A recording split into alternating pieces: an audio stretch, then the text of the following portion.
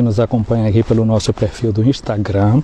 Muito obrigado a você que durante esses dias passou a seguir este perfil. Tenho visto pessoas novas que vão aderindo, vão acolhendo essa proposta. Obrigado a você que nos acompanha pelo nosso canal YouTube, o canal Boa Notícia, que tem esse desejo de deixar a nossa palavra com gostinho da Palavra de Deus, com o gostinho do Evangelho. A cada dia, quando o sol nasce na igreja, nós cantamos um cântico que cantou Zacarias, o Benedictus, que é um canto que ele canta justamente quando nasce o seu filho João Batista, e ele fala do sol que vem do alto para nos visitar, para visitar todos aqueles que jaziam na sombra da morte. O Evangelho de hoje, o Evangelho de Marcos, que a liturgia nos apresenta, nos mostra justamente a situação de uma pessoa que tinha como lugar de vida as sombras da morte. Era uma pessoa que vivia entre os sepulcros, era uma pessoa que vivia entre os túmulos. Interessante porque na língua grega a palavra que nós encontramos para túmulo é a palavra mnemeion, que pode ser traduzida como monumento, e é uma palavra que tem a raiz de memória. Quando a gente quer decorar uma coisa, muitas vezes a gente usa o chamado método mnemônico, onde uma coisa ajuda a puxar a outra, a gente faz associação de sons, de imagens, de outras palavras, e aí a gente se recorda. O túmulo justamente era isso, era um lugar de recordação, era um lugar para recordar aqueles que passaram entre nós, aqueles que deixaram uma marca na nossa vida, mas é também um outro tipo de recordação, como fazem os trapistas, né, que quando se saúdam uns aos outros, vão dizer, lembra-te que tu morrerás. Não os trapistas, mas os que vivem da regra de São Bruno. E então eles justamente trazem a cada dia essa memória da morte, a memória de que vai morrer. Os cartuchos são esses que se saúdam dessa forma. Lembrando sim que a morte é vizinha, que a morte é uma situação para o ser humano. Na verdade, quando a gente está falando de que está vivendo, na verdade a gente está quase como que numa contagem regressiva, não é, dos dias que nós temos uma escadenza, como dizem os italianos, vai cada dia mais diminuindo aquele número de anos, aquela quantidade de tempo que o Senhor oferta para nós. Portanto, a vida desse homem ali no meio daqueles túmulos pode ser para mim, para você, essa espécie de lembrança.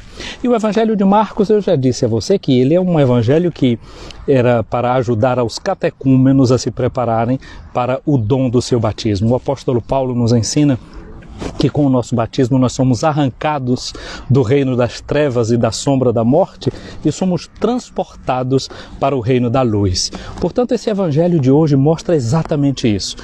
Jesus que nos arranca da região sombria da morte para nos dar essa grande liberdade. Quando Jesus terminou de fazer aquela travessia, nós no sábado passado víamos Jesus atravessando o lago e como aquela tempestade forte foi invadindo com as suas águas o barco, e Jesus impôs silêncio ao mar, deu ordem para que o vento se calasse. E aí a gente viu que tudo entrou em calmaria e as pessoas se perguntavam quem era Jesus, que até o vento e o mar obedeciam a ele. Já ontem, no nosso evangelho que lemos na liturgia, nós sentíamos como um espírito impuro também possuía uma pessoa, e quando Jesus chegou ele gritava e dizia que Jesus tinha ido ali para arruinar com ele. O espírito impuro também que hoje está nesse homem que vive no meio dos túmulos tem esse mesmo tipo de reação, de achar que Jesus chegou ali para atrapalhar o seu expediente. Quando Jesus conversa com aquela pessoa que está ali possuída por aquele espírito mau, a primeira coisa que Jesus dá é uma ordem também para o espírito mau: saia dele, cala-te.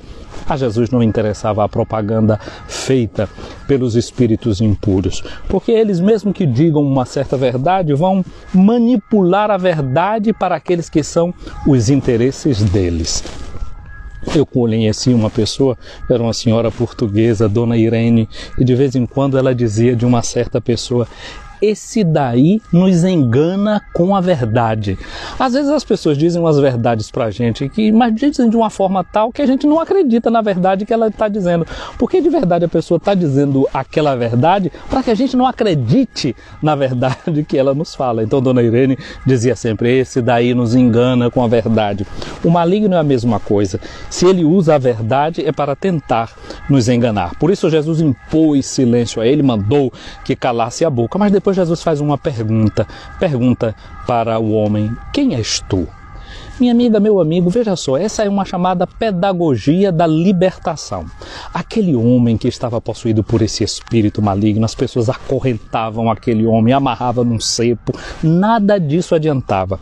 Às vezes, quando a gente vê uma pessoa dentro de um certo problema, a gente pensa que é amarrando as pessoas, que é usando medidas muito duras, que a gente vai resolver todas as questões. Jesus o que fez não foi isso.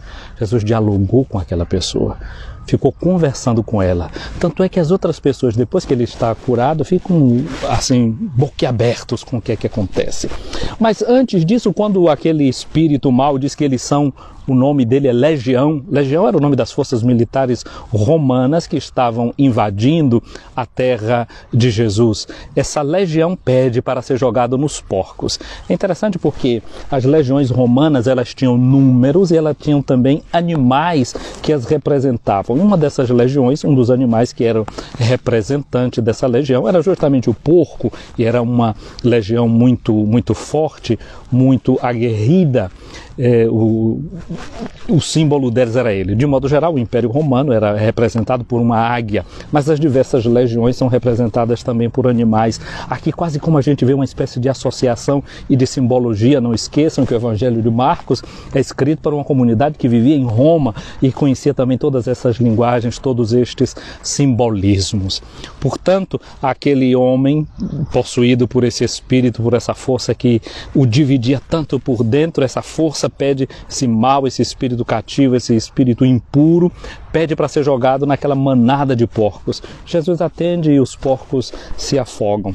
As pessoas do lugar, quando viram o que Jesus fez, são eles que agora pedem a Jesus para ir-se embora da região deles. Antes, a legião que estava dentro do homem dizia para Jesus para não os expulsá-los da sua região, daquela região onde eles estavam, que era o coração do ser humano.